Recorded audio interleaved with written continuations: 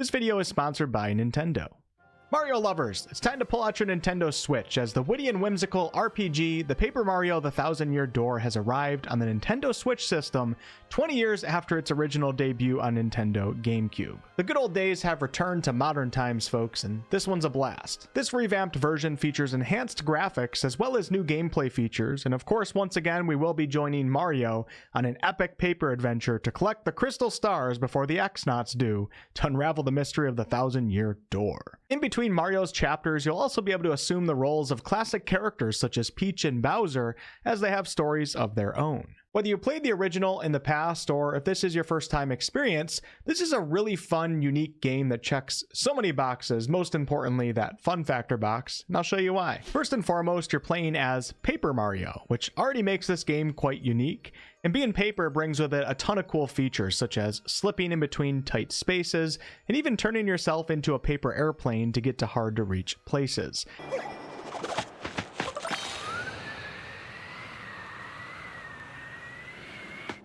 These mechanics add a whole nother fun layer to environmental exploration and puzzle solving. One of my favorite features of the game is, of course, the charming characters that you'll meet as you leaf through this storybook world. Some of these characters may need help with their own quests, while others may even join your party as partners, such as the upbeat and studious Goombella and the shy but determined Koops. Jumping into the game, you can actually wander around with one partner out at a time, but it's super easy to switch to another partner. As you can see, I have Koops out right now, but with the click of a button, I now have out Goombella. And the cool thing about different partners are that they offer different strengths, and this goes for not only combat, but also utility. So Goombella has a unique ability where she can provide you with a ton of flavor text for almost anything that you may be more curious about. While Koops is really good with the shell, and you can actually use this shell to not only reach hard to get items that Mario can't reach himself. I can just shoot the shell out and grab that item, but I can also have the shell remain in one place and move around with Mario. And there might be certain puzzles in the game where you need Mario in one area,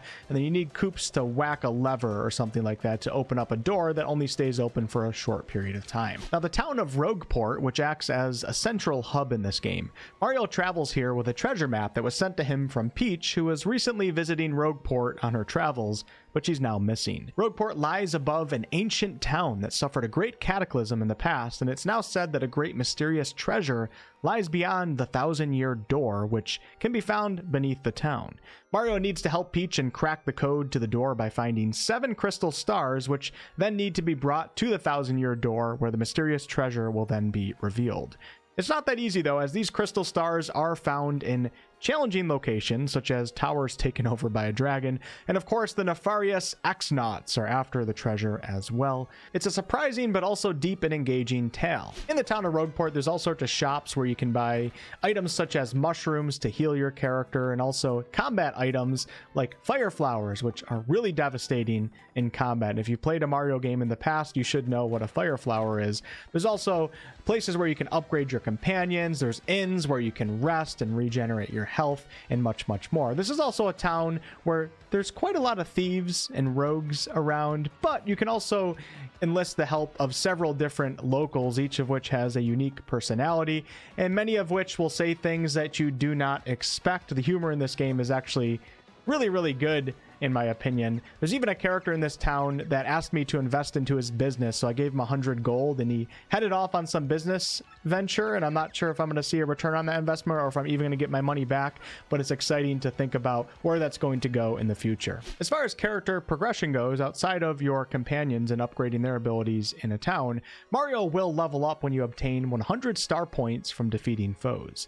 When you level up, you get to choose an attribute to increase, with the choices of increasing HP, which is your hit points, of course, FP, which are flower points that are used to power up moves in combat, and BP are your badge points. If you take a quick look at badges, I currently have 6 badge points right now, which will allow me to equip several different badges as long as I do not exceed 6 total points, and each badge costs a different amount of badge points. Equipped badges can give you powerful moves in combat, or they can act as passive boons such as boosts to HP.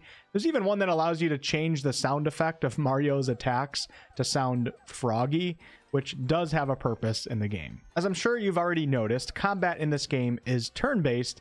However, it also has several real-time elements to it as well. When an opponent is just about to attack Mario or my current companion, If I hit A at the right time, it will perform a guard, which reduces the damage taken. If I hit B, it will perform a super guard, which is like a guard and a counterattack, but performing the super guard requires even better timing than the regular guard, so it's a bit more risky. Several attacks and moves in this game also require some sort of interaction with your controller, and the better that you get at this, the more potential power you'll have at your disposal. If I jump on an opponent's head, for example, and hit A at the right time, I may get another bounce to deal even more damage. It's a really cool, fun, and engaging combat system, and as the game progresses, it's going to get more intense and also a bit more chaotic. You may have also noticed audience members watching these combat encounters take place, and they always take place on a paper stage. Well, audience members may actually try participating in combat at times if you don't catch them quick enough and put an end to their shenanigans. Sometimes they may throw rocks and things of that nature. Audience members also reward stars to the player, which power up your special skills. So you want to be as good as you can in combat and make those moves happen with the correct timing for extra style points and more damage. Another cool aspect of combat is that you can swap out your companion pretty much at any time on your turn. It does cost the turn though, and this can be important because each companion has their own strengths and moves. Goombella is great for bonking enemies on the head, but perhaps even more importantly, she can study opponents, revealing their strengths and weaknesses.